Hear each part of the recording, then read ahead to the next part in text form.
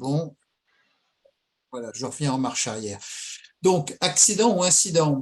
Alors, je dirais qu'un accident, c'est un vol interrompu par le crash de l'appareil entraînant sa perte ou des dommages suffisamment importants interdisant sa réparation dans un délai raisonnable. Le courrier est transporté soit détruit, soit récupéré partiellement, rarement en totalité, et porte des stigmates de l'accident, brûlures, déchirures, traces d'immersion, perte de timbre, et présence fréquente de griffes ou mentions sur le courrier attestant l'accident. Ceci étant, vous verrez plus tard qu'il arrive que l'on trouve des plis franchement accidentés, mais pour lequel le courrier est intact. Alors, vous m'entendez bien au point de vue son, c'est bon? Oui, ça va. Oui, oui. Jean-Daniel a l'air de faire moyen. On n'entend pas. Bon. Incident, vol interrompu par un événement entraînant des dommages limités à l'appareil et toujours un retard dans l'acheminement du courrier par suite du délai de réparation de l'appareil ou du transfert du courrier sur un autre mode d'acheminement, autre avion ou mode de transport. Le courrier est en général intact pour rarement une mention expliquant son retard. Les cachets de départ et d'arrivée confirment le retard et l'incident. C'est vrai qu'à la lumière de cette définition, on pourrait peut-être dire qu'effectivement, le vol d'Arenberg est plutôt à classer dans les incidents. Enfin, de temps en temps, c'est clair, de temps en temps, il peut y avoir matière à discussion. Donc, quand on parle d'accidents sur la ligne Mermoz, je souhaite commencer par vous dire un mot des avions impliqués dans ces accidents. Et pour parler de la période de la TCOR, il y a deux avions en particulier, c'est les Samson 2A2 et les fameux Breguet 14. Pierre-Georges Latécoère, à la tête des entreprises familiales de menuiserie et mécanique générale, puis de construction de matériel ferroviaire, avait décroché le 29 octobre 1917 un contrat de fabrication en sous-traitance de 1000 biplaces Samson 2A2. C'est donc pour ça qu'on retrouve effectivement le 2A2. Alors le Samson 2A2, c'est un biplan de reconnaissance qui est apparu en avril 1917. Il était motorisé par un moteur Samson de 250 chevaux, de type Canton Uné, que les mécaniciens d'escadrille avaient baptisé le Canton mal luné. La construction chez Latécoère, sous la direction d'Émile de Voitine, est lancée en début 1918 et le premier des Samson 2A2 sort des chaînes de construction de Latécoère le 5 mai 1918. Donc, à la fin des hostilités, 512 Samson avaient déjà été réceptionnés et 1000 autres étaient encore sur les chaînes de fabrication lorsque le ministère de l'Armement signifie la résiliation du contrat le 22 novembre 1918. Au total, il y aurait eu 3200 exemplaires de Samson construits, pas seulement évidemment chez Latécoère. Et il sera retiré des formations militaires à partir de mai 1919 au bénéfice du Breguet 14, qui est considéré comme plus performant. Au total, il y a 32 Samson 2A2 qui ont été utilisés sur les lignes Latécoère. Quelques-uns sont transformés en limousine. Donc, je vous montre en haut donc le Latécoère, le Samson, avec d'ailleurs devant en photo, on voit Pierre-Georges Latécoère. Il n'y a pas encore d'immatriculation civile. Il y a l'inscription Maison Georges Latécoère, Toulouse. C'est avec cet avion précisément qu'il a fait la première liaison Toulouse-Casablanca du 8-9 mars 1919, pour laquelle on ne connaît pas de courrier sur le vol aller, mais on en connaît bien évidemment sur le vol retour, qui est celui qui débute généralement, le fameux vol entre Rabat et Toulouse, qui est la première page des collectionneurs très souvent qui collectionnent la ligne Mermoz. Vous avez juste en dessous un 2A2 en version limousine qui permet d'embarquer deux passagers assis dans un confort assez rudimentaire en cabine fermée derrière le poste de pilotage qui lui-même est resté à l'air libre. L'appareil est sous-motorisé et n'est guère apprécié des mécaniciens et se révèle économiquement peu adapté en exploitation compte tenu de ses médiocres performances malgré une grande facilité de pilotage. Donc, très rapidement, on passera sur les lignes Latécoère au Breguet 14. Alors, le Breguet 14, l'État s'est engagé le 7 juillet 1919, au moment de la signature du contrat d'exploitation de la ligne vers le Maroc, à prêter 15 Breguet 14 et 15 bimoteurs Farman, qui d'ailleurs sont très rapidement remplacés également par autant de Breguet 14. L'ATCOR, qui est membre de la comité de liquidation des surplus, obtient à bon compte 30 autres machines en 1921, puis 20 en 1922, qu'il modifie en Breguet avec l'ATCOR. Donc c'est une évolution du Breguet 14 à la mode l'ATCOR. Il rachète également à la CMA, c'est-à-dire la compagnie des messageries aériennes, qui est une compagnie fondée par Louis Breguet et qui opérait sur la ligne Paris-Londres, 6 autres appareils aménagés en version torpedo. Vous voyez ce que c'est que la version torpedo en bas à droite. Puis la TECOR bénéficiera d'un total de 8 marchés de fabrication de Breguet 14 passés entre 1920 et 1926, portant sur 258 Breguet 14. Quand on essaye de répertorier les Breguet 14 utilisés sur la ligne entre 1919 et 1930, on aboutit à un chiffre estimé à 180. 42 des 180 seront détruits dans des accidents, dont 9 accidents mortels. Plus lourd que le Samson, le Breguet 14 est robuste. Il a son moteur de 300 chevaux, en dépit des nombreuses pannes qu'il a, mais enfin c'était inhérent à l'époque, hein, n'avait pas mauvaise réputation. Bon, la pratique en général, c'est de réparer en remplaçant les pièces détruites par d'autres prélevées sur des machines accidentées ou stockées. C'est ce qu'on appelle de nos jours la cannibalisation. Bête de somme, le Breguet est mis à toutes les tâches concernant notamment le transport, en plus du courrier et du mécano, qui est souvent à bord, des pièces de rechange. Le Breguet 14 avait la particularité d'avoir des sandaux qui faisaient office d'amortisseurs, qui renvoyaient en l'air la machine qui touchait le sol un peu trop vigoureusement. Et un rebond, un choc brutal pouvait avoir raison du train, soit casser une roue, soit tordre l'essieu, crever un pneu ou mettre l'avion à genoux, l'hélice brisée, aile basse abîmée ou encore au pylône, avec ou non retournement sur le dos. Donc vous verrez dans les accidents que je vais proposer, c'est des choses qui se sont passées assez souvent. On parle souvent de capotage des Breguet 14 qui parfois se terminaient mal avec un incendie de l'appareil. Les jeunes pilotes qui pouvaient être surpris par ce comportement jamais rencontré en école. Bon, vous aviez... Oui. Le Breguet 14 avait un fuselage torpedo, parce que donc il y a la version torpedo, puis la version limousine. Avait un fuselage un peu élargi, 2 hublots et un couvercle. Plus lourd, il offrait un peu de confort aux passagers disposant de sièges plus larges et à l'abri des courants d'air. Une cloison les isolait du pilote qui pouvait leur passer des petits papiers par un hublot, prévu à cet effet. Donc voilà, quand on parle de la première période, les deux appareils qui seront impliqués dans des accidents. Donc, le premier accident en fait de la ligne arrive le 2 octobre 1920 et en fait Dora, qui avait pris ses fonctions le 1er octobre en tant que directeur d'exploitation des lignes ATCOR, en remplaçant de Pierre Botté, qui était considéré par certains comme dirons-nous, un peu laxiste par rapport, et c'est vrai que Dora a peut-être été, lui, dans l'excès inverse en termes de discipline. Et dès le lendemain de son arrivée, il apprend la chute en mer d'un Samson au large de Port-Vendre. C'est le premier accident de la ligne. L'équipage est constitué de Jean Rodier et du mécanicien Eugène Martimae. Parti de Barcelone à 15 heures, l'avion survole la mer pour éviter le mauvais temps, sévissant sur les Pyrénées. Le Samson est victime d'un problème moteur qui prend feu et s'abîme en mer vers 16h30 à environ 4000 au large de Port-Vendre dans les Pyrénées-Orientales. L'équipage est éjecté de l'avion. on ne retrouvera que le corps de Marty Mahé,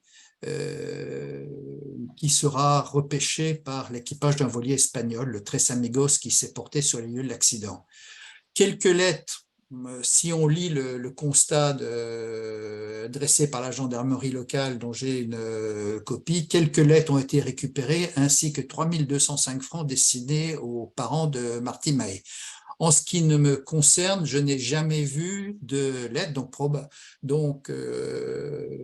qui soit parvenue jusqu'à nous. Enfin, le constat de police fait état de lettres. Je ne sais pas si M. Jacquard en a déjà vu. Non. Non.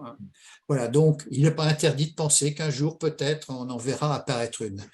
En fait, Jean Rodier et Eugène Marty Mahé sont les deux premiers morts de la ligne, et il faut savoir qu'il y en aura plus de 100 qui laisseront leur vie avant le début de la Seconde Guerre mondiale sur cette ligne.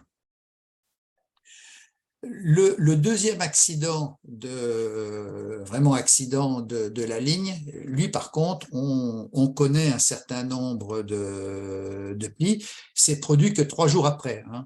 Là, on est sur la liaison Toulouse-Casablanca et sur le tronçon entre Barcelone et Alicante. L'équipage du Breguet 14, numéro 20 FALTA, est constitué de Charles Janton et du mécanicien Léonard Benas et une passagère qui était en fait l'épouse de Benas, Octavie Caséjuan. Bon, tous 3 seront tués dans l'accident. Freiné par un vent contraire, Janton craint de ne pas pouvoir atteindre Alicante avant la nuit. Il fait donc demi-tour pour essayer de se poser à Valence.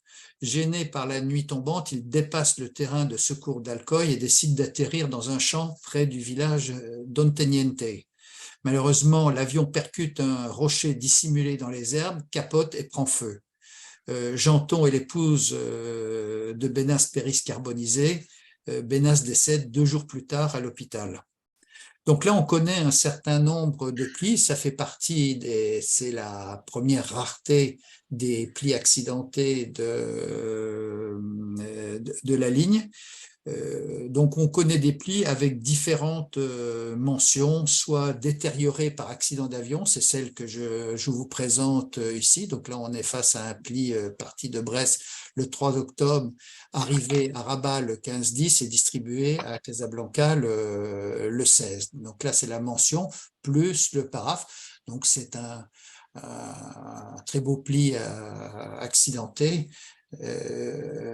Donc on considère dans les rares, je ne sais pas combien de plis il existe. Voilà, en voilà un deuxième de cet accident, cette fois avec la mention rebut accident d'avion. Donc là, vous trouvez le pli proprement dit. Donc c'est un pli départ de Toulouse du 5 octobre, arrivé à Rabat comme l'autre le 15 octobre, donc on a bien les cachets de départ le 5 octobre, et compte tenu de son état, qui a été distribué, mis en enveloppe de réexpédition.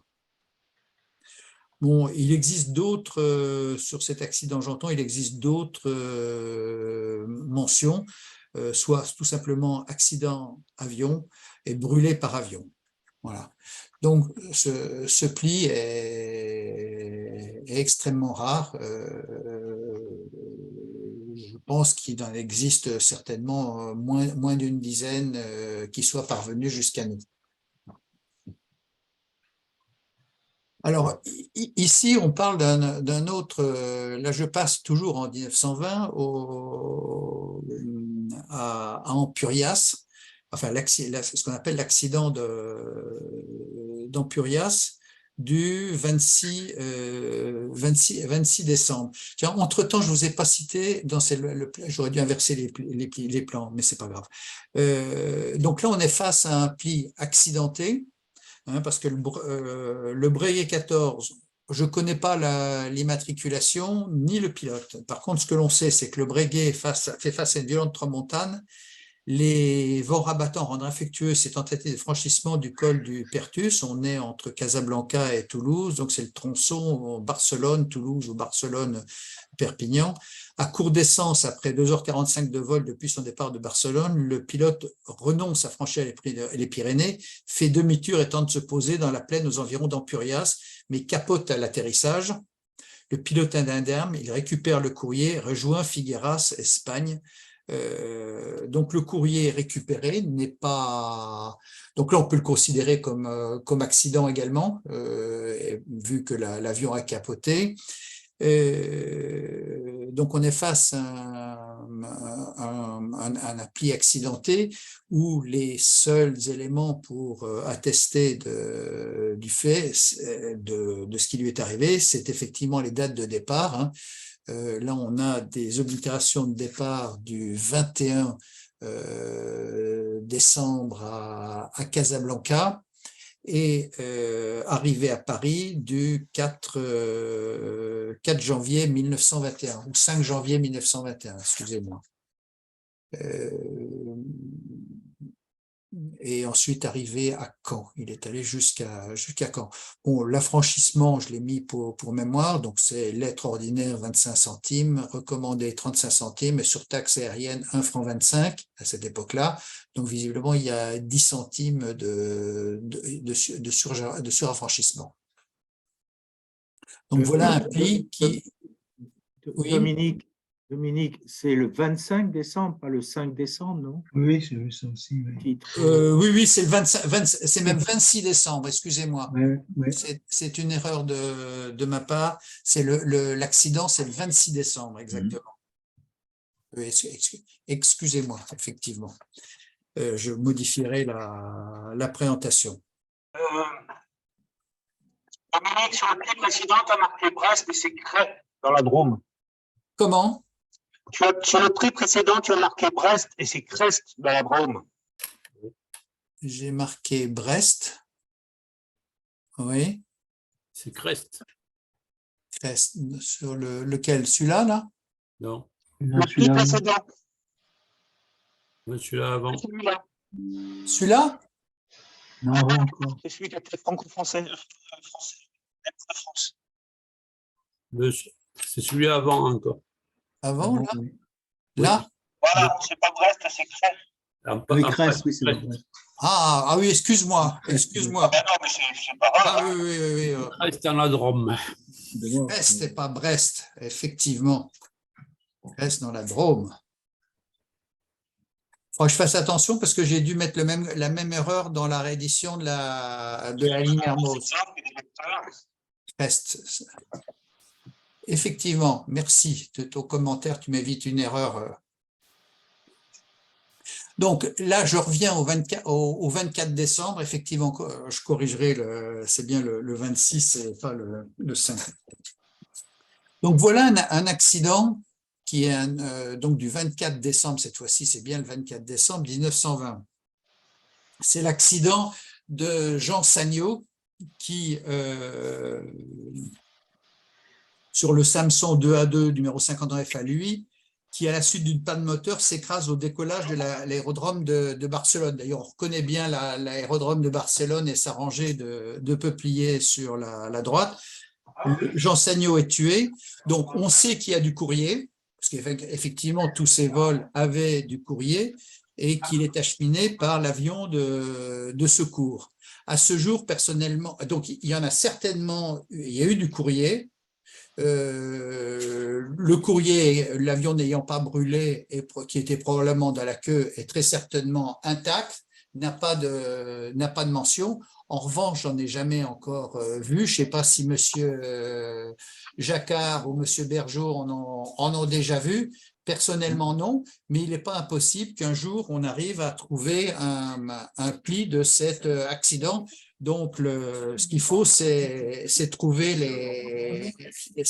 les dates de départ et d'arrivée. Voilà. Oui. Donc, je ne sais pas si… Oui. Dominique, j'ai sous les yeux là, le livre de Lepiller qui explique que les plis, le courrier a été repris par un avion de secours. Donc, effectivement, il ne doit pas y avoir d'indication sur les plis. Ah oui, certainement pas. La seule chose qui peut nous mettre sur la piste, si l'accident a eu lieu le 24 décembre au départ de Barcelone, donc c'est probablement des plis qui portent des cachets départ Toulouse du 23 au soir, voire peut-être du 22 s'ils viennent d'un autre coin de France, sachant que sur la ligne, à cette époque-là, il faisait Toulouse-Alicante un jour et Alicante-Casablanca le lendemain. Donc, obligatoirement, c'est des plis qui portent un cachet de départ du 23 ou à la rigueur du 22 décembre. Donc, si l'un de vous trouve un jour dans une boîte un pli avec cette date de départ, il y a de fortes chances qu'il ait fait une belle trouvaille.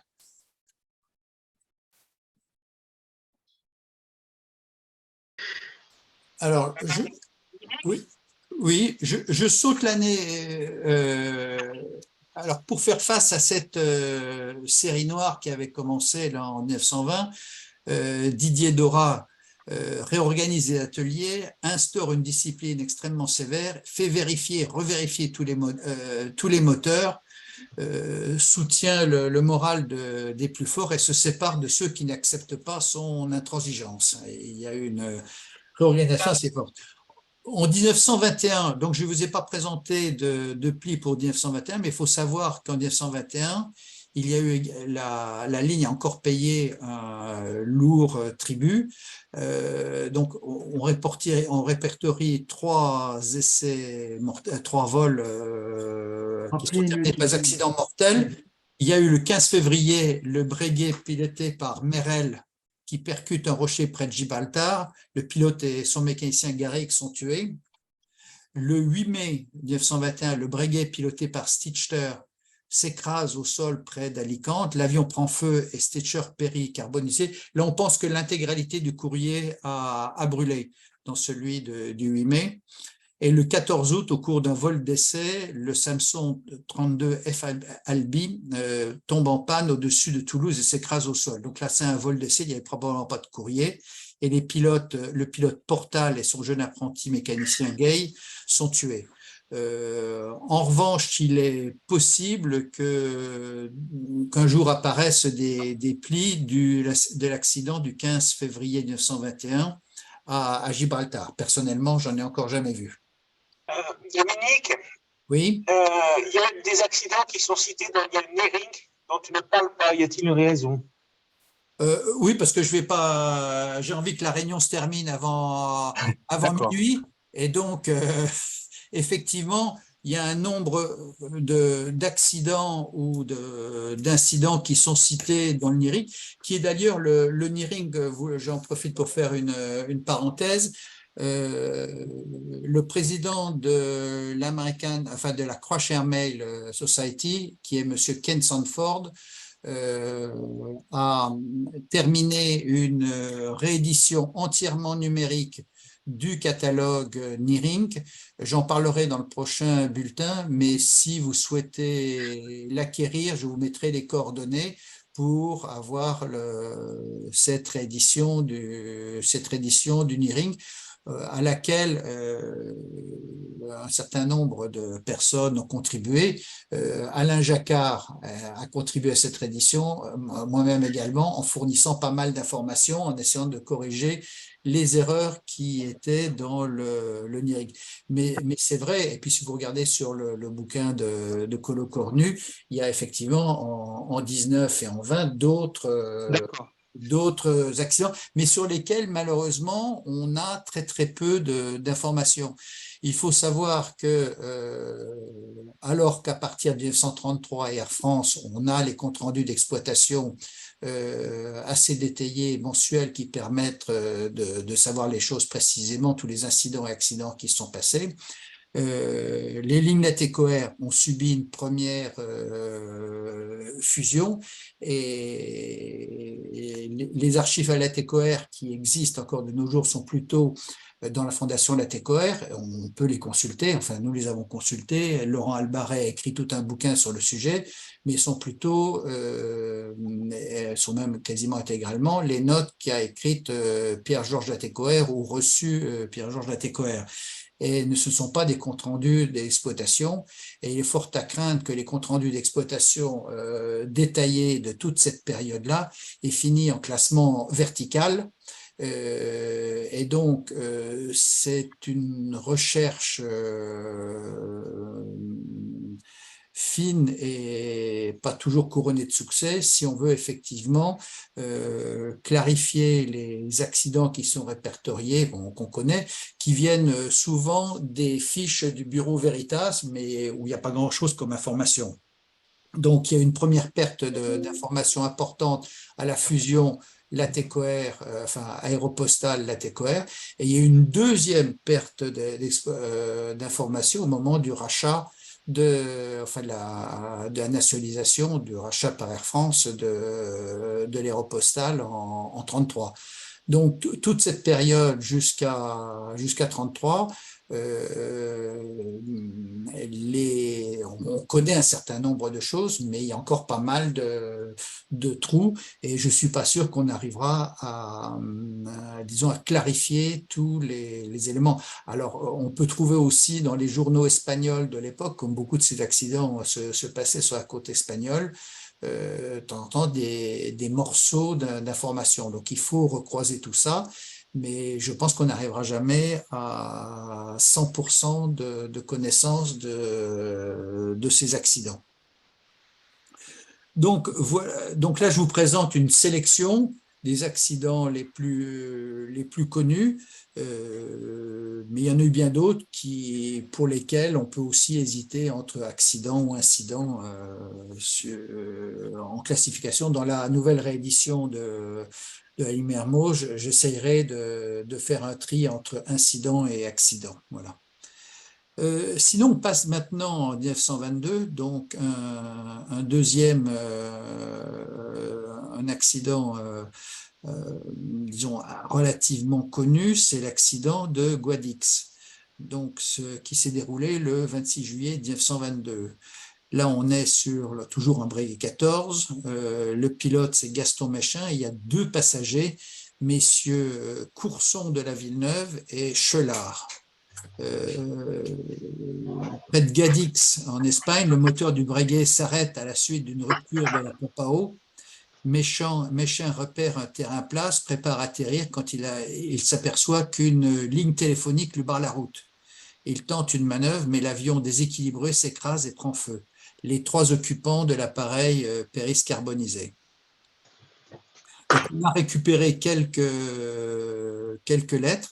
Alors, sur les enveloppes de réexpédition des PTT, on retrouve le cachet de Toulouse du 28 ou 29 7 1922 et diverses mentions. Donc là, je vous en présente une qui était dans l'ex-collection Lazuèche. Je ne sais pas où il est de nos jours, donc avec la mention « Lettre détériorée, accident d'avion du 27 juillet 1922 ». On en connaît, donc c'était un pli destiné à la Suède, avec l'enveloppe de réexpédition 1417 des PTT, avec la mention que je vous indiquais.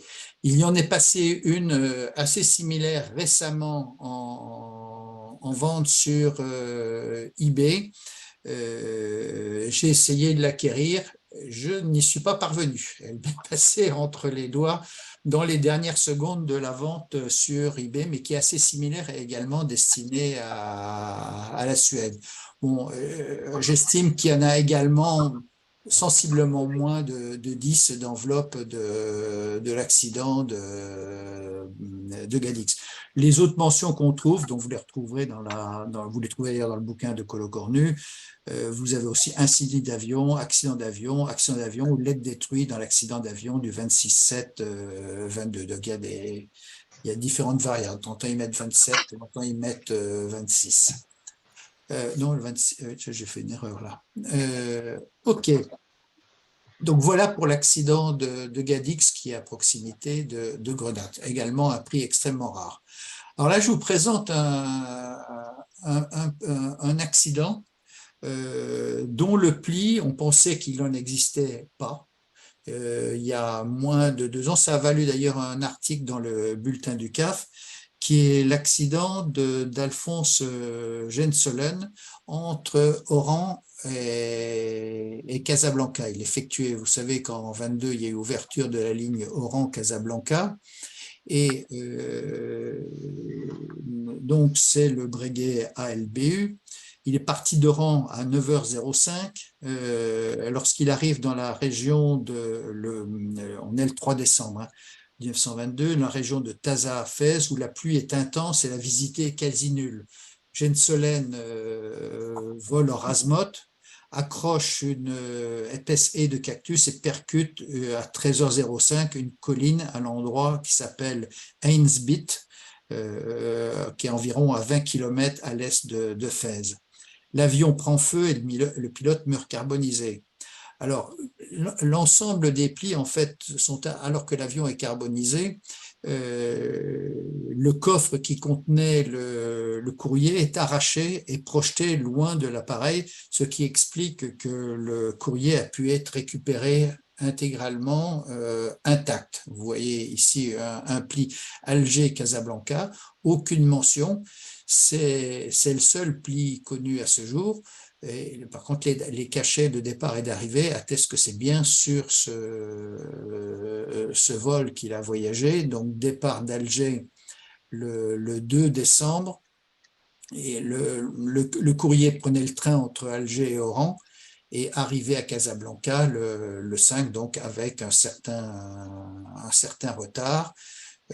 L'affranchissement est de 50 centimes, lettre ordinaire 25, et sur taxe aérienne entre l'Algérie et le Maroc de 25 centimes, et la griffe post-aérienne d'Alger qui se différencie par sa taille de celle d'Oran. Celle d'Alger fait 49,5 par 8 mm. Donc, typiquement, c'est le genre de plis qui n'est pas exclu de retrouver un jour dans une boîte. Il faut être très attentif aux dates. Donc, équipé du Nearing ou du bouquin de Colo Cornu, on peut faire des bonnes affaires. Et là, vous avez la carte de circulation du pilote Gensolen. Ils avaient une autorisation de survoler. Donc, chacun des pilotes était équipé. On connaît également celle de Vanier, une carte qui est d'autorisation de survol de l'Espagne qu'il devait montrer en cas d'atterrissage dans les... Malheureusement, elle est brûlée, mais on comprend pourquoi. Gensolen devait l'avoir sur lui. Donc, c'est un pli dont on connaît un seul exemplaire. C'est un membre du CAF qui a trouvé ça il y a quelque temps.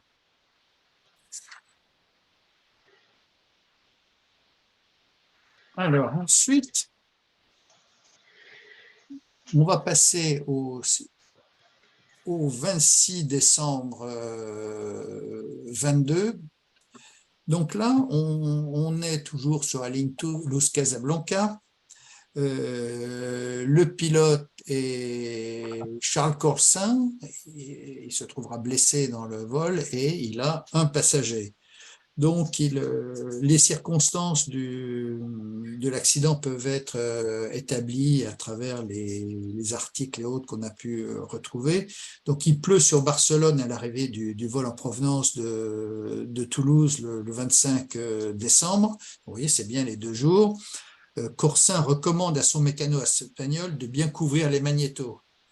Le lendemain, le feu se déclenche dans le moteur lors de l'étape entre Barcelone et Alicante. Le mécano avait juste omis de retirer les torchons qu'il avait mis pour protéger les magnétos. Donc Corsin réussit à poser son appareil moteur en feu à 2 km du village d'Amposta. C'est peu après d'ailleurs, peu de temps après le décollage de Barcelone.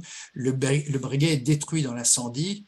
Corsin souffre de brûlures et sera hospitalisé. Alors, les plis récupérés endommagés sont acheminés à leur destinataire dans des enveloppes de réexpédition, comme souvent l'enveloppe numéro 819 des PTT marocains, avec la mention suivante, débris du courrier de l'avion du 26-12. Donc, oblitération de départ de Toulouse du 24, non, Chalon-sur-Marne le 24. On doit avoir quelque part au dos, j'ai repéré un transit Toulouse, doit être au dos, le 25 décembre, 22h30, et arriver à Marrakech le 1er janvier 23. Donc, elle doit être peut-être au dos, 1er janvier 23. Où est-ce qu'on le trouve? Je sais que je l'ai lu quelque part. Bon, peu importe, ça doit être au dos. Et même certainement au dos. Ouais. Donc voilà, un pli également rare. Je ne sais pas si monsieur... Oui. S'il n'y a pas de commentaire, je passe au suivant. Donc, je saute l'année 23 où il n'y a pas eu moins quand même de... Je saute l'année 23 parce que il n'y a quand même pas eu moins de 21 accidents sur la ligne en 1923. En revanche, il n'y en a eu qu'un seul, si je puis dire, qui a conduit à un décès, c'est celui du 17 janvier 1923, où le pilote du Breguet 14 FALJU Victor Gay est aveuglé par une tempête de neige, il percute une colline près de Barcelone, le passager est blessé. Mais j'ai jamais trouvé non plus de pli de cet accident, et pourtant il doit y en avoir. On passe en 24 où on a répertorié 14 accidents sur la ligne. Un seul conduit à un décès et c'est celui du pilote Georges Payan à Cabrerolles le 6 novembre 1924. Donc c'est le pli que je vous présente ici. Donc là on est sur la ligne entre Perpignan et Marseille. Le Breguet, c'est le 204 à FBD. Et le pilote Georges Caillan, pris dans un violent orage, l'avion percute la montagne près de Cabrerolles. Cabrerolles est environ 30 km au nord de Béziers. Le courrier est récupéré, remis au bureau de poste de Lorrains, qui est juste à côté de cet endroit, et porte la date du 7 novembre 1924. On trouve une mention sur le pli détérioré au cours d'un accident avec l'inspecteur et une signature illisible comme d'habitude. Personnellement, c'est le seul pli que je connaisse de cet accident. Donc, c'est un départ de la poste aux armées de Taza le 2 novembre 24 qui est remis au bout de poste de Lorrains le 7 novembre 24. Oui, il vient de la collection Tournier, oui, c'est seul qu'on connaît apparemment. Oui, il vient de la collection Tournier dont on parlait. Et Tournier l'avait répertorié en 1933, c'est marrant, on n'en a pas revu depuis. Oui, absolument. Comme quoi, ouais. Et il faut dire qu'il a la mention aussi devant, il y a une mention ne pas taxer là aussi devant, il y a une mention derrière, une mention devant. Où est-ce que tu vois la mention? Tout en haut, sur le... Ah oui, poste aérienne, ne pas taxer. Oui, voilà. C'est vrai qu'il est... C'est une mention postale aussi. Oui, absolument, je pourrais le mentionner. Alors, en 25, là, bon, jusqu'à présent, je vous ai présenté des plis qui sont... enfin, non, celui-là aussi est également très rare. Donc, en 1925, il y a encore de très nombreux accidents qui viennent endeler la compagnie. Il y aura 6 accidents avec décès en 25. Donc, le premier d'entre eux, c'est le 25 mai, l'accident de Bergeau et l'Empereur, pas Alain. Je vois qu'il y a une orthographe différente du vote. Donc, ce n'est pas quelqu'un de la famille. Sur Breguet 14, comme toujours, à Alicante, avec une panne, suite à une panne de moteur. Donc, le courrier est presque entièrement détruit. On n'a récupéré que quelques plis dans les débris de l'appareil qui ont été dirigés sur Toulouse.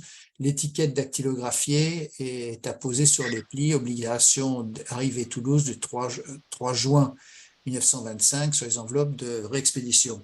Alors, les circonstances d'accident, le pilote apporte le courrier de Malaga à Alicante. Il refuse de repartir à cause du très mauvais temps qu'il vient de subir et qu'il doit encore affronter. Le chef d'escale d'Alicante, Bergeau, prend alors la relève. Il décide, bon, puisque tu ne veux pas y aller, je vais y aller. Après un décollage normal, l'avion en perte de vitesse par suite d'une rupture intérieure du moteur s'écrase en bout de terrain et prend feu. Le courrier est presque entièrement détruit et dirigé sur Toulouse. Donc là, vous avez un beau pli accidenté, si je puis dire, dans son enveloppe de réexpédition. Donc, Elles sont toujours très, très brûlées. Hein. On en connaît très peu. Elles sont toujours il y en a très, très peu de cet accident d'Alicante de mai 25. Vous verrez à la fin, il y aura un autre accident d'Alicante plus tard, dont on connaît plus de plis. Mais en général, celui de mai 25, je sais. On dirait qu'il y en a 10 fois moins que l'autre. Hein. Oui, s'il y en a une poignée avec peut-être pas tous ses doigts, c'est bien le grand maximum. Voilà. Alors, un autre pli rare, là on va changer d'avion. On est sur la ligne Alger-Alicante. Là, on est le 26 juin 25. On est sur la ligne Alger-Alicante qui, comme l'ATCOR n'a pas encore réussi à développer ses hydravions, utilise des livrets Olivier H13. En tout, il en avait une vingtaine. Et cet accident, c'est l'accident de Louis Minga et son radio Joseph Salvadou. L'hydravion décolle d'Alger vers 7 heures avec un jour de retard.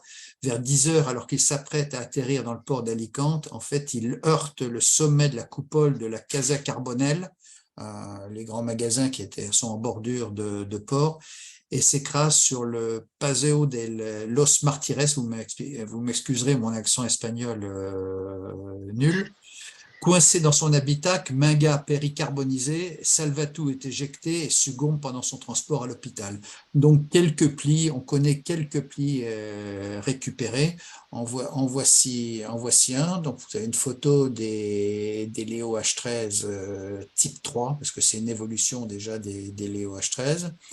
Et donc voilà un pli départ d'Alger du 24 juin. Et courrier distribué en France à partir du 29 juin sous enveloppe de réexpédition. J'en connais pas beaucoup non plus de cet accident. Je ne sais pas si M. Jacquard en connaît d'autres. Je dirais 3 peut-être, 3-4 au maximum. Oui, très rare celui-là. Alors voilà un accident aussi assez étonnant, dans lequel on peut penser qu'il existe des plis. D'ailleurs, dans les anciens catalogues, on dit les plis récupérés porteraient une mention manuscrite, mais personnellement, je n'en ai jamais eu entre les mains. Donc là, c'est l'accident du pilote Denis Audap avec un passager, Monsieur Clinchamp. Audap est un ancien pilote militaire qui a été embauché aux lignes Latécoère sur recommandation de son beau-frère Joseph Dorflinger. Le 20 juillet, Dora lui impose, contre l'avis de Ham et de Dorflinger, d'effectuer son premier voyage courrier entre Toulouse et Barcelone en dépit des très mauvaises conditions météorologiques. Pris dans la brume, il percute le relief au cap Rosas en Espagne.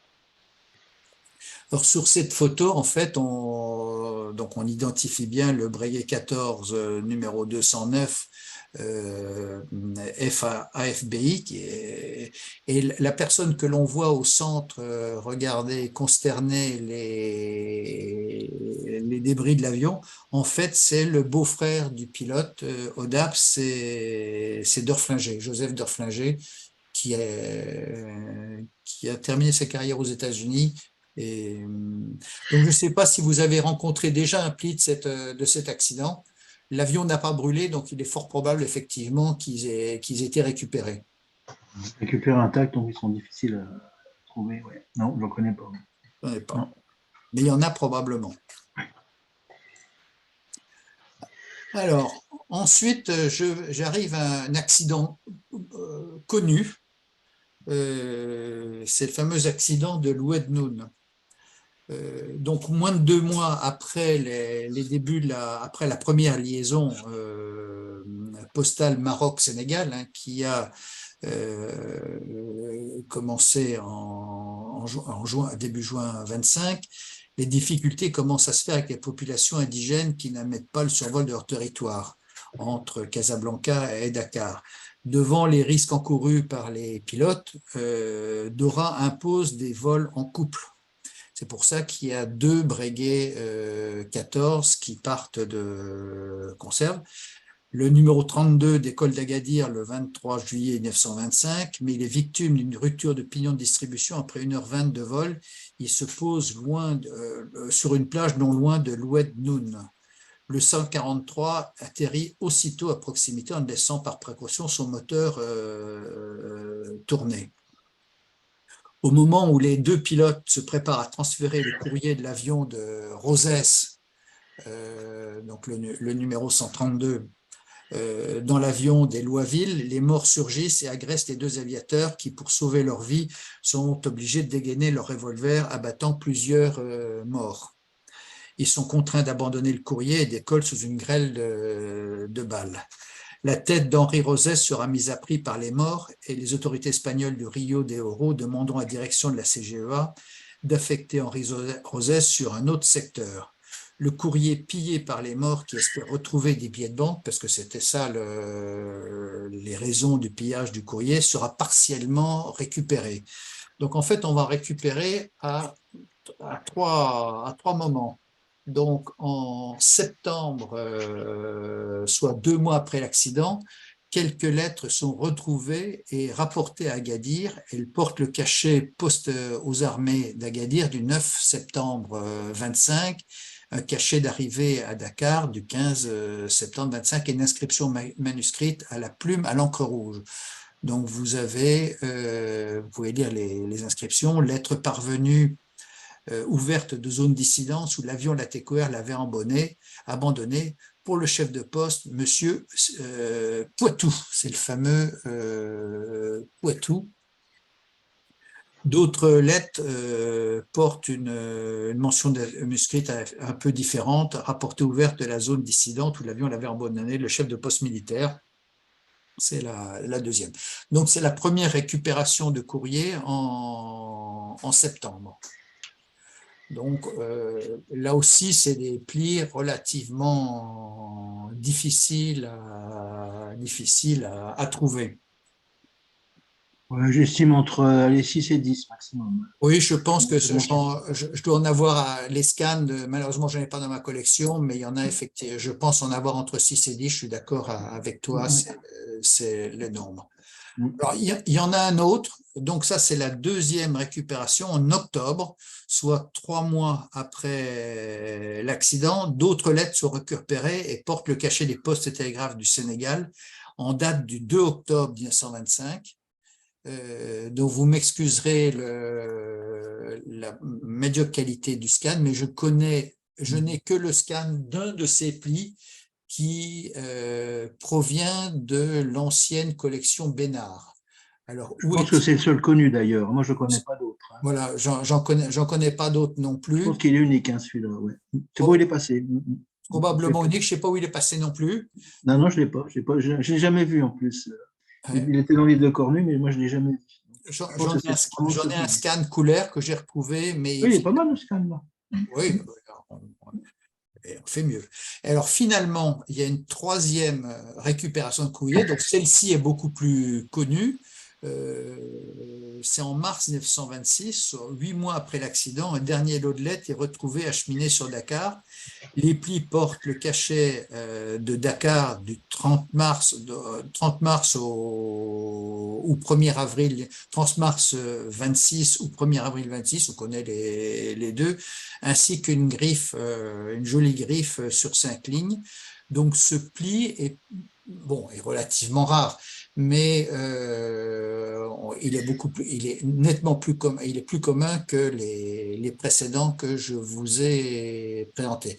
Donc là, on voit des plis des 3 récupérations de courrier suite à cet accident, qui est un accident relativement connu du fait de l'histoire qui l'entoure et du fait que les 2 pilotes aient dû se dégainer leurs armes pour se protéger. C'est un pli très commercial, parce que vu la mention, elle est comme spectaculaire, la mention. Donc, ils se vendent toujours très, très bien, même si on oui. en connaît, elle est entre 20 et 30. Hein. Exactement. Voilà. Il a une belle mention. Elle plaît, la mention, elle plaît. Voilà. Elle plaît, voilà. Exactement. Spectaculaire. Mais il est beaucoup moins rare que. C'est pour ça que j'ai mis. C'est le plus grand de tous.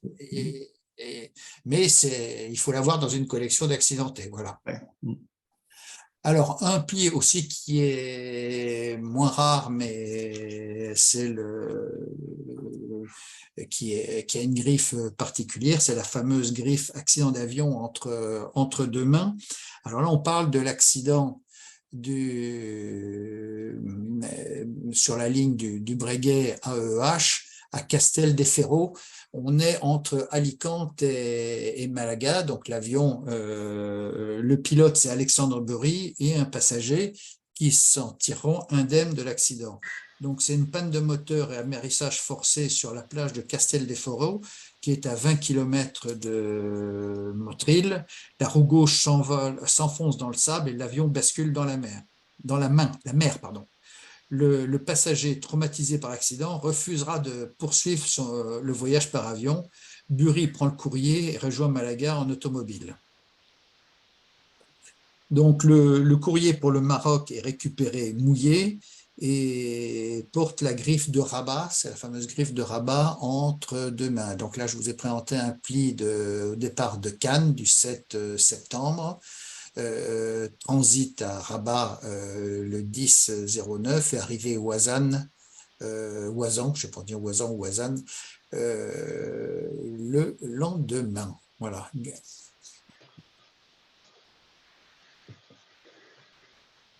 Alors, ce qui est signé aussi sur cet accident, on connaît quelques plis, il y a un sac de courrier à destination du Sénégal et de la OEF qui se trouvait dans la queue de l'appareil, n'a pas été mouillé. Il ne porte pas de griffe mentionnant l'accident et une obligation d'arriver à Dakar du 15-9. On connaît quelques plis à destination je ne vais pas présenter, mais à destination de Dakar. Donc, parmi les autres accidents pour lesquels on ne connaît pas de pli, mais quand on voit l'appareil, on peut comprendre pourquoi, encore que de temps en temps, même avec un appareil comme ça, c'est l'accident de Guy Martin Despalières, le 23, je me suis trompé sur la date, ça doit être, est-ce que c'est bon la date? Oui. Comment? Si, c'est bon. Oui, c'est bon, c'est bon. 18 octobre 1925. À Port-Étienne, en début d'après-midi, le Breguet se présente face au soleil pour atterrir à Port-Étienne, en Mauritanie. Il percute le blocos de défense en bord de piste et prend feu immédiatement. On ne sait pas trop, parce que Martin Despalières, dont j'ai mis la photo à gauche, avait pour mauvaise habitude de ne jamais porter de casque colonial. Donc, on ne sait pas trop s'il a été ébloui ou il était victime d'une insolation. Despalières parvient à s'extraire seul du brasier, mais il est grièvement brûlé sur tout le corps. Delay le transporte le 21 octobre à bord du Breguet AEJA jusqu'à l'hôpital de Saint-Louis. Il décédera de la gangrène quelques jours plus tard. Le courrier est a priori entièrement détruit. S'il n'a pas été éjecté, il est détruit. Hein. Ouais, mais là peut-être que l'avion a. Peut-être quelqu'un. Mais après, c'est possible. On ne sait jamais parce que l'avion a continué à brûler. C'est vrai, quand on voit l'état de l'avion, on peut se dire. Mais bon, c'est pour ça que j'ai mis semble entièrement détruit. Je ne connais pas. Je ne connais pas, non. On ne connaît pas non plus. Alors, nous continuons en 25 et là, nous tombons sur un accident, le le deuxième accident d'Alicante en 1925, qui est nettement plus connu.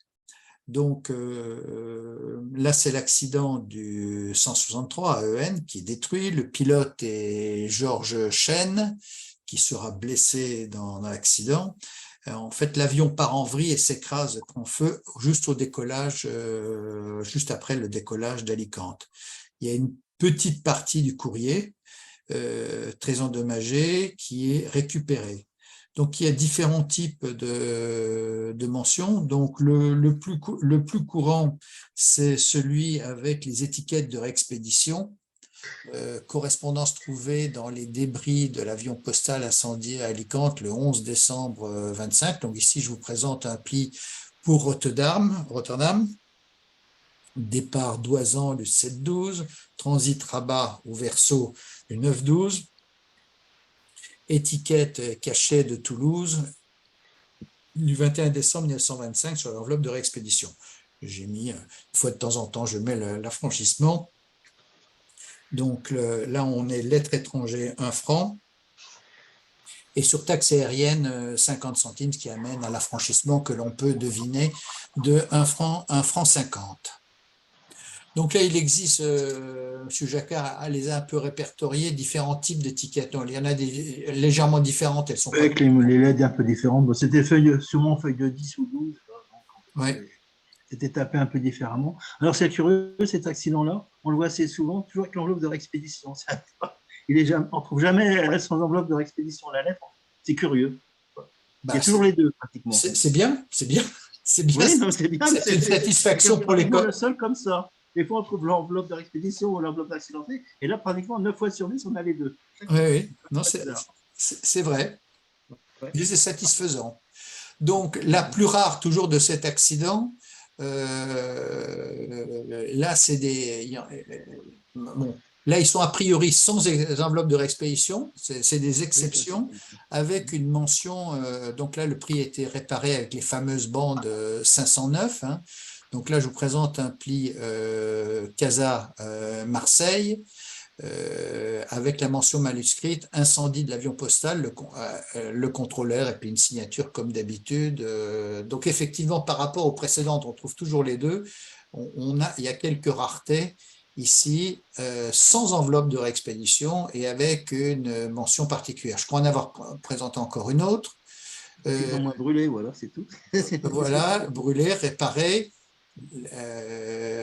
Et là, la troisième mention, enfin l'autre mention que l'on connaît, on n'en connaît pas d'autre, lettre parvenue ouverte à sa partie supérieure par suite d'une brûlure en avion et signature. Je n'ai pas réussi à écrire si c'est le préposé qui est écrit ou j'ai du mal à lire ce qui est écrit. Non, c'est le commis principal, je pense.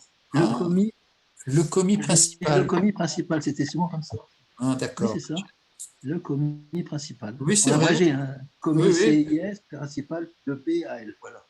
Ah oui, c'est vrai. Ouais. Merci pour cette lecture des abréviations. J'ai l'habitude avec les petits accidentés maritimes, il y a souvent ça. C'était le commis qui s'occupait de ça. D'accord. Super. Vous voyez, j'ai mis 3 petits points. J'étais incapable d'arriver à savoir qu'il y avait le 6 posé. Enfin, je ne comprenais pas. Non, le commis principal. Le commis principal. Merci. On passe maintenant en 1926, qui est encore marqué par de nombreux accidents. Là, c'est l'accident du 5 février 1926 à Perpignan. On est sur le tronçon Perpignan-Barcelone. Le pilote, c'est Paul Félix. Donc, quelques minutes après son décollage de Perpignan dans une brume très épaisse, il fait toujours beau à Perpignan normalement, mais bon.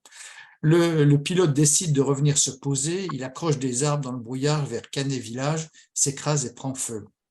Félix est sauvé par des ouvriers agricoles qui le conduisent à Perpignan où il est hospitalisé. Considérant qu'il y a eu faute de pilotage, Dora licencie Félix. Remis de ses blessures, Félix passe le diplôme d'instituteur. Hélas, il sera obligé de démissionner rapidement par son visage défiguré faisait peur aux enfants. Il sera réintégré lors de la création d'Air France en 1933. Le courrier est presque entièrement détruit.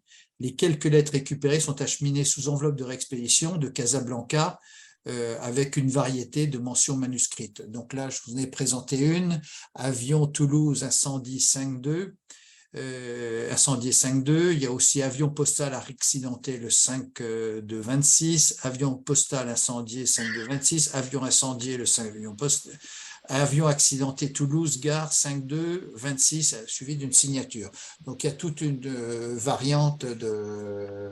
Mais c'est également un pli rare, je pense qu'il y en a moins d'une dizaine aussi dessus. Oui, et toutes les griffes sont différentes. Hein. C'est rare d'avoir 2 fois la même griffe. D'avoir la même mention manuscrite, c'est très rare. Elles sont toutes différentes pratiquement, les mentions. Oui, absolument. Oui. Absolument. Elles sont... Je pense que ça a été mis par le bureau destinataire. Par exemple, Bordeaux, chaque grande ville avait ça. Ça a été mis à l'arrivée, je pense. Oui. C'est pour ça qu'on a autant de différentes. Oui, c'est possible, oui. Ouais. Oui, c'est même probable. Bonne explication. Je le note, mise en place. Voilà, on s'approche de la, donc on arrive à fin 26, 17 octobre 26. Donc là, c'est un accident sur lequel j'ai toujours quelques interrogations. Donc, ce qui est de certain, c'est que toujours pour cause de risques posés par les atterrissages imprévus et de capture par les morts, les avions volent par deux. Donc là, on a 2 Breguet 14 qui partent de concert de Casablanca en direction de Dakar. On est au début du voyage entre Agadir et Cap Juby.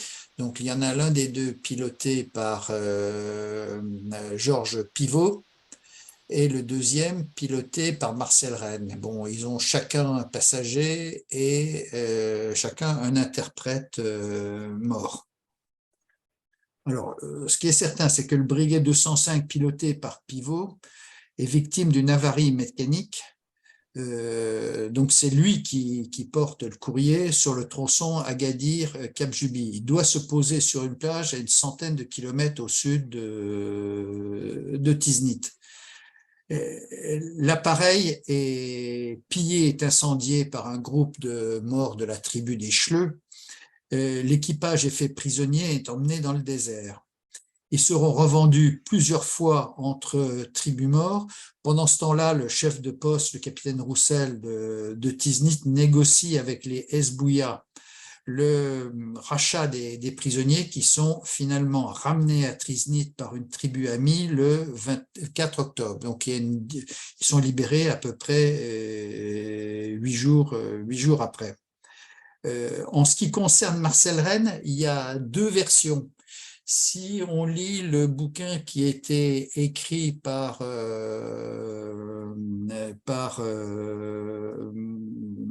Hubert Rennes et descendants, et également le bouquin par Collot, il est écrit qu'il se serait posé auprès du Breguet de Pivot et aurait également été fait prisonnier. Je ne suis pas sûr de cette version. Moi, j'ai d'autres sources. Ici, dans le bouquin d'Annel et des notes manuscrites faites dans le bouquin qui m'a été prêté, des notes d'époque interprétées. En fait, Marcel Rennes rejoint Cap Juby pour informer du problème rencontré par Pivot et déclencher les secours. Je pense... quand on regarde sur Wikipédia, il y a probablement l'erreur également dans la biographie de Marcel Rennes. Il est écrit qu'il a été fait prisonnier également à l'occasion de cet accident. Je ne pense pas. Il a été fait prisonnier quelque temps auparavant et sera fait prisonnier l'année suivante pendant beaucoup plus longtemps lors de son accident avec Marcel Rennes, avec Édouard Serre. Mais là, je ne suis pas sûr du tout du fait qu'il a... Donc, on connaît quelques plis qui ont été récupérés et regroupés à Agadir le 10 décembre. Les lettres sont réparées avec des bandes 509 et portent la mention manuscrite rapporté ouvert d'un avion tombé en zone dissidente le 19-10. En fait, l'accident a eu lieu le 17. Donc ici, voici un pli départ Marseille du 11 octobre, Casablanca le 13 et récupéré poste armé Agadir du 10 décembre, 2 mois après. L'affranchissement est de 3 francs, 40 centimes de lettres et 2 francs 60 qui est la surtaxe aérienne depuis pour le Sénégal du 16 mai 1926. Voilà. Donc, je ne sais pas si vous avez un avis sur le fait de Rennes a-t-il été prisonnier ou pas. Moi, je pense non pour cet accident. Je ne sais pas quel est le nombre de plis qu'il existe de cet accident. Je ne sais pas si vous en connaissez beaucoup, Monsieur Jacquard. Je dirais, allez, 5 ou 6. Allez. 5 ou 6, pas plus. Il y en a moins de 10, hein. De toute façon, beaucoup moins de 10. Hein.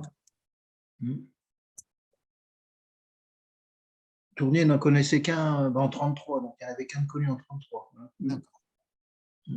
Donc, attendons encore un siècle et puis on en verra encore 4-5 de plus.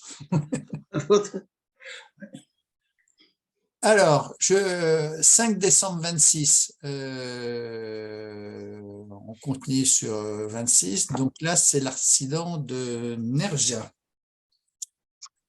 Nerja, ça se situe entre Alicante Donc, avant de voudrais vous parler, avant le 5 décembre, il y a un accident pour lequel je n'ai pas présenté et pour lequel il y aurait des plis, mais je n'en ai jamais vu. C'est le fameux accident également dans les coins de Tiznit. C'est le fameux accident qui a coûté la vie à beaucoup de membres des lignes Latécoère. C'est l'accident de Gourp. Hein.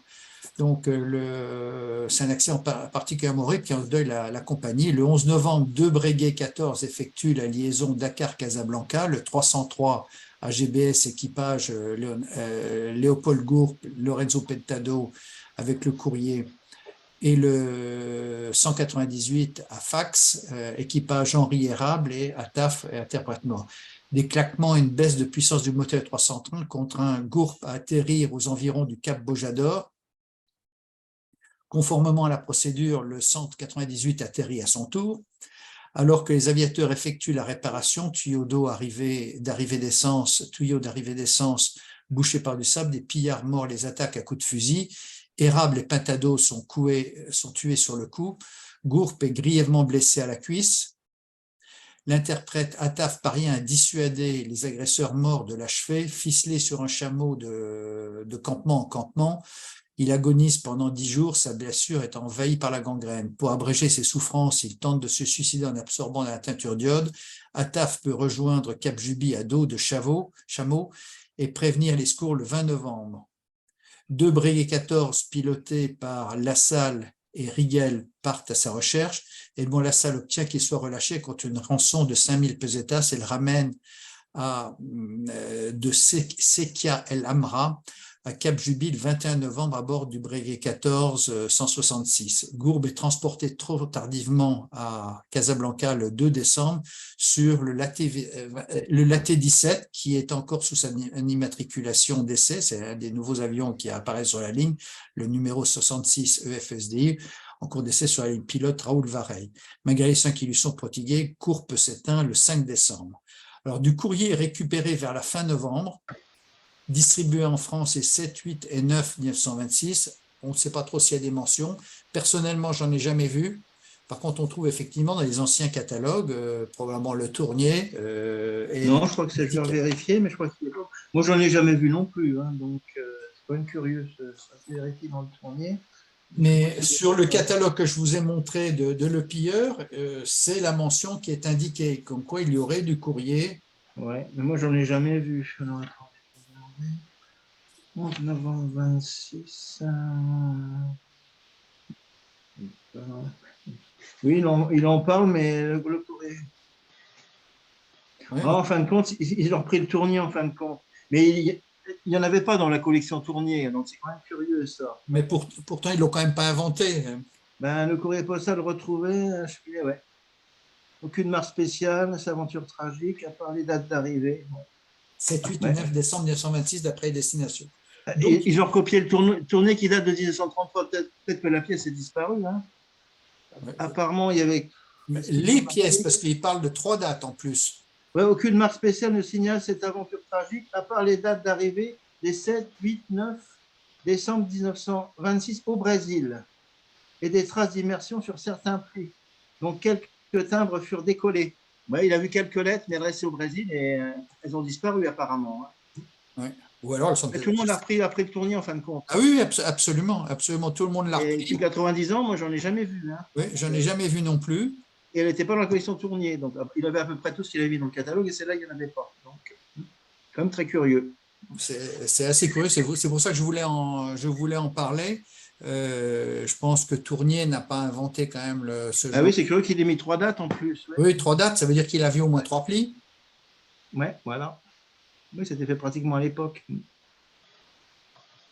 Mais il aimait bien arriver à Natal. Il y a même une date d'arrivée à Natal, le 7 décembre. En plus. Vous connaissez au moins une lettre adressée à Natal, le 7 décembre. Ouais, je ne sais pas. Disparu, je pense. À voir. À voir. Voilà. Donc, si vous en trouvez un jour dans une boîte, sautez dessus avec les dates.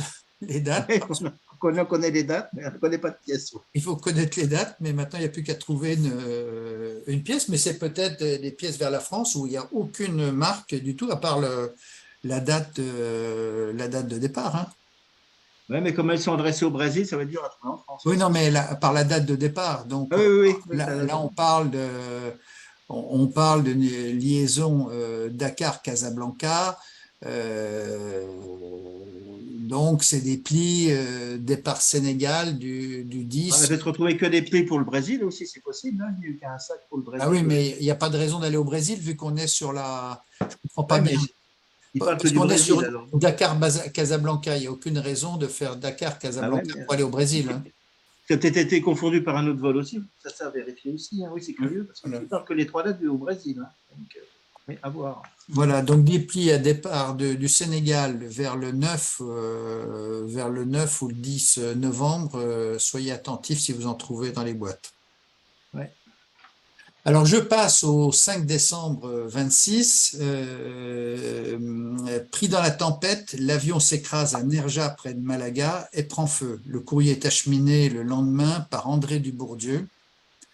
Une partie du courrier est placée sous enveloppe de réexpédition des PTT marocains portant le cachet de Casablanca du 7 décembre 1926, donc on le voit bien ici, et la mention manuscrite qui a du mal à être lue, mais qu'on lit en vert, en bleu-vert à côté, accident avion 5-12-26. Voilà aussi un pli, à mon avis, assez rare. Hein. Oui, je pense. Il y a peut-être 3 ou 4 connus maximum. Hein. 3 ou 4 connus, je pense. C'est probable.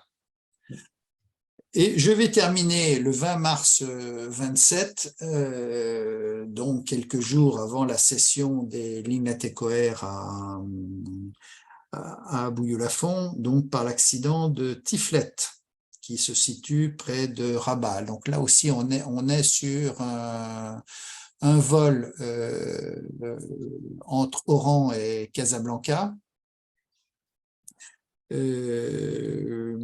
C'est un atterrissage forcé, moteur en feu à Tiflet près de Rabat. Les quelques plis récupérés sont acheminés dans des enveloppes de service numéro 819 sur lesquelles sont apposés le cachet de Rabat du 21 mars 27 que vous voyez là et la griffe verte entre deux mains, avion d'Oran du 20 mars 1927 brûlé. La griffe, elle est. Comment? Donc là, c'est un pli qui est adressé. Ouais. C'est un pli qui est adressé, il doit être dans ma collection si je ne m'abuse celui-là, posté à Fès, Ville Nouvelle, qu'on arrive à lire sur l'enveloppe, adressé à Madame Théville, qui est une artiste en tournée à Paris. Donc là, les quelques plis récupérés, partiellement brûlés, sont acheminés à les enveloppes, oui. Et donc, cette enveloppe a été ensuite renvoyée à Besançon, où Madame Théville, qui faisait partie de la tournée du Châtelet, a probablement poursuivi sa tournée. Voilà, je ne sais pas si vous en connaissez beaucoup de ce. Oui, il y en a un peu plus de celui-là, je dirais. Autour de 5 aussi, hein, je pense. Pas plus. Ouais, moins de 10, hein, de toute façon, allez, on va dire entre 5 sûrs et 10, je pense pas. Hein. Ouais. Ouais. Donc voilà. Donc là, je me suis livré pour terminer. Donc on a terminé pour la période latécoère. Donc effectivement, Lionel, il y en a beaucoup d'autres, à condition de trouver les plis. Hein. Donc après, j'ai mis une digression sur la valeur des plis accidentés.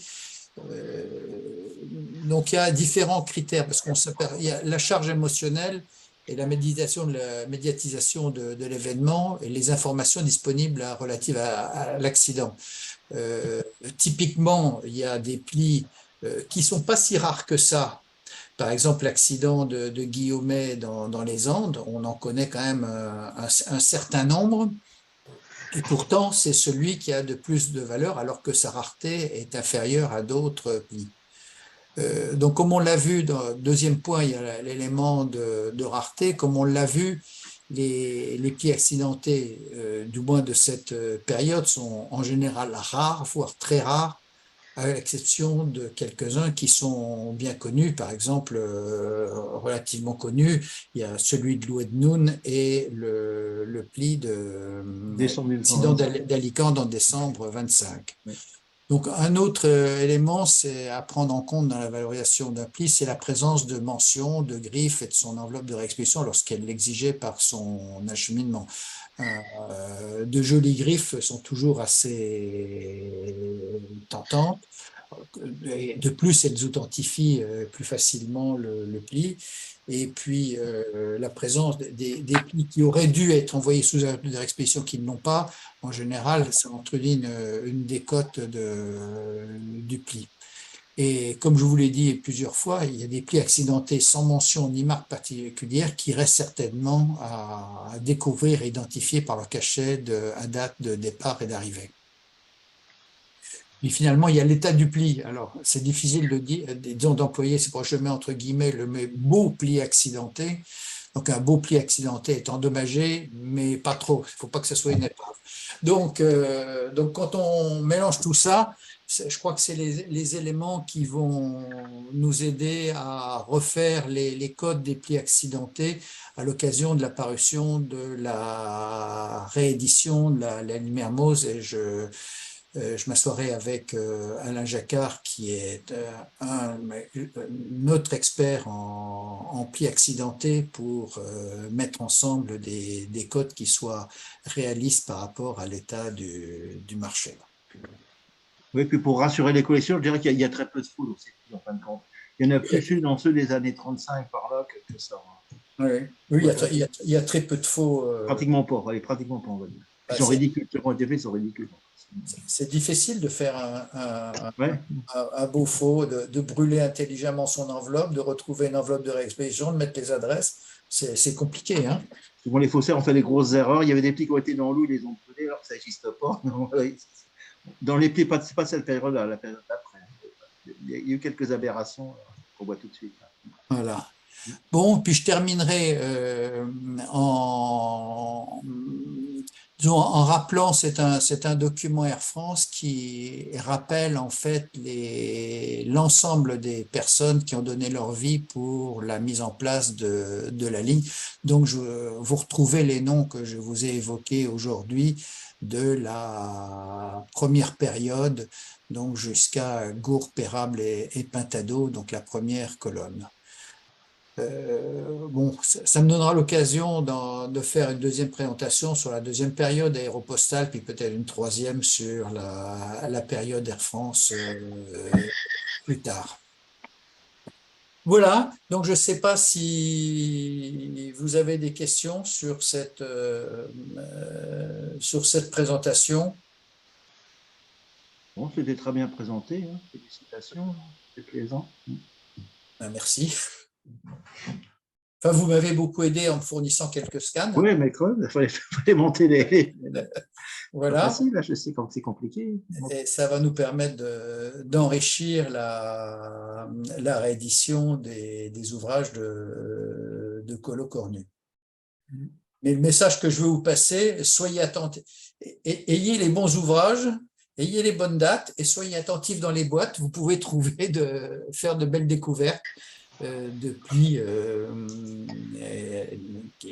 Une de Gourp, hein, ça serait bien d'en trouver. Ah oui, une de Gourp, ça serait bien. 5 €, ça serait bien. Ouais, 5 € une enveloppe de Gourp, celui qui Peut trouver, hein, peut trouver. Ah oui, il n'est pas. Peut-être 10, mais entre 5 et 10. Oui, Ouais, 5 et 10, et puis je pense que vous pourrez la revendre 100 fois plus cher, voilà. 200 fois plus cher. Mm. Voilà. Ok. Bon, quelle heure est-il? Je vais arrêter 16h04, 16h05. je vais arrêter l'enregistrement.